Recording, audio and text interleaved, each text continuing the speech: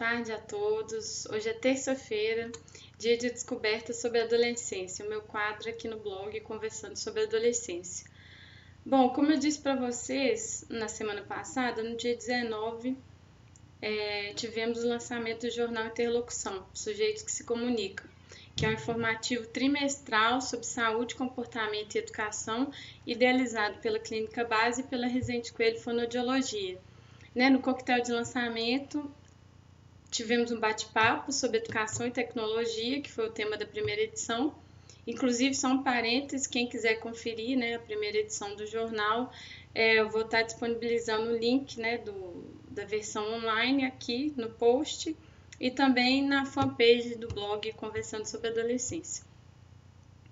E o que um bate-papo sobre educação e tecnologia tem a ver com as descobertas sobre a adolescência? Bom, uma das perguntas tem muito a ver, na verdade, várias delas, mas hoje eu queria conversar com você sobre uma das perguntas que me fizeram nesse bate-papo, que tem a ver com a angústia dos professores frente ao uso que os adolescentes têm feito da tecnologia dentro da sala de aula. Muitos professores têm se queixado sobre esse uso que os adolescentes têm feito. Às vezes eles ficam no WhatsApp, teclando no meio da aula, escutando música com fone de ouvido, jogando, e os professores se deparam com essa situação e não sabem muito bem o que fazer. Então, um desses professores me perguntou sobre como ele poderia usar a tecnologia ao seu favor. Ao invés da tecnologia entrar num lugar somente de prejudicial ao ensino, como ele poderia fazer com que a tecnologia fosse utilizada em prol da educação dos adolescentes. E é um pouco dessa conversa que eu tive com ele que eu queria transmitir aqui para vocês. O primeiro ponto que eu levantei para ele foi em relação a uma posição que eu vejo que muitos professores têm assumido hoje em dia e que essa posição, ao meu ver, tem prejudicado a forma como eles enxergam os alunos que estão ali. Eu vejo que posição é essa? A primeira coisa, é uma posição um pouco saudosista, de querer que os alunos voltem a ser como eles eram antigamente. Alunos que a gente sabe que hoje em dia teve uma queda, há uma queda na autoridade, o adulto e o adolescente, eles não têm mais aquela distância, aluno-professor. O professor estava em outro patamar de autoridade, de sabedoria, que o adolescente valorizava e escutava. Hoje em dia a gente não vê muito isso, A gente vê que muitas vezes o adolescente quer se colocar numa posição de igualdade, de conversar de igual para igual, e isso muitas vezes acaba sendo tomado como uma afronta ou uma falta de respeito por parte do aluno em relação ao professor. Então eu vejo que por essa dificuldade de lidar com esse adolescente da atualidade, que é muito diferente do adolescente de 10, 20 anos atrás, eu vejo que os professores muitas vezes são saudosistas, no sentido de quererem ver naqueles alunos o modelo que eles consideram que seria o ideal. E eu vejo que isso os impede de enxergar quem é o adolescente que está ali, que é o adolescente que está envolvido com a tecnologia, sim, são os chamados nativos digitais, que usam a tecnologia para quase tudo na vida, que inclusive não diferenciam a vida online da vida offline. Isso é uma coisa que nós adultos fazemos, essa é uma diferenciação que nós fazemos, nós que não nascemos aí na era da internet, a internet veio, nós já estávamos aqui, então a relação que a gente estabelece é muito diferente da que os nativos digitais construíram com os recursos tecnológicos. Então, para a gente conseguir entender o mundo deles, a gente precisa sair um pouco dessa concepção de adulto que consegue separar o online do offline e que faz um outro uso da tecnologia. A primeira coisa que nós precisamos fazer é sair um pouco desse lugar para a gente conseguir escutar quem é que está ali na nossa frente. E aí, em relação a esse conseguir escutar, né, quem é esse aluno que está ali, o que que ele traz, o que que ele almeja, né, assim, quais são as dificuldades dele. Eu encontrei um site muito interessante, inclusive eu queria indicar aqui para vocês, é o Porvir, eu vou até conferir aqui um minuto,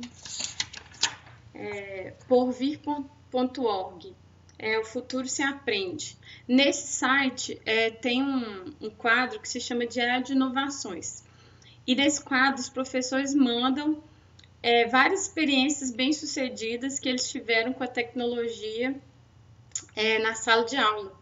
E uma dessas experiências me chamou muita atenção, assim, eu achei muito interessante, inclusive parabenizo o professor, assim, porque foi uma delicadeza na escuta, né, um cuidado em tentar entender o que estava acontecendo, né, que muitas vezes a gente faz algumas generalizações, né, tipo, se os adolescentes estão discutindo na sala de aula, a gente muitas vezes não tenta entender o que está acontecendo, a gente tende a querer que isso acabe logo, né? E foi um pouco. O professor usou um método um pouco diferente e que produziu resultados muito interessantes. Era um professor de matemática e aí ele percebeu que várias discussões, né, ele ficava muito atento a todas as discussões dentro de sala de aula que apareciam. E aí ele foi percebendo que várias das discussões que os alunos traziam para dentro da escola começavam na internet. E aí ele foi tentar, né, perguntar para eles o que estava acontecendo, né, o que estava rolando e por que essas discussões, por que eles traziam, né, essas discussões do mundo online para o mundo offline, né? Assim, é o professor tentando entender a lógica deles, é o que eu falei, né? Um adulto tentando entender a lógica aí dos nativos digitais, que é um pouco diferente, né? Para esse professor, pelo que eu entendi, no primeiro momento era uma coisa, né? Ele ficava assim, nossa, mas como assim, né? Trazer uma coisa que está rolando ali no Facebook para dentro da sala de aula. E aí os meninos, né? Foram explicando que às vezes um colega falava uma coisa nas redes sociais e aí a turma na própria rede social começava a se dividir e aí uns tomavam partido de um, outros tomavam partido de outro e aí essa divisão ia para dentro da sala de aula. E aí ele começou a escutar, né, o que acontecia, né, o tipo de briga que eles tinham e daí surgiu um projeto que foi Problemas do Território Virtual, que foi um projeto criado a partir dessa escuta do professor. E aí os alunos gostaram muito de discutir, de ter esse espaço, né, para eles serem ouvidos. Uma das coisas que os adolescentes falam muito, não só em relação ao mundo virtual e à tecnologia, é que nós adultos, né, muitas vezes não conseguimos escutá-los. E eu acho que esse professor foi fantástico nesse sentido. E esse projeto começou e os alunos foram aumentando ele e levando para o resto da escola. Né, para discutir essa questão de problemas no território virtual, eles criaram gincanas, teatros,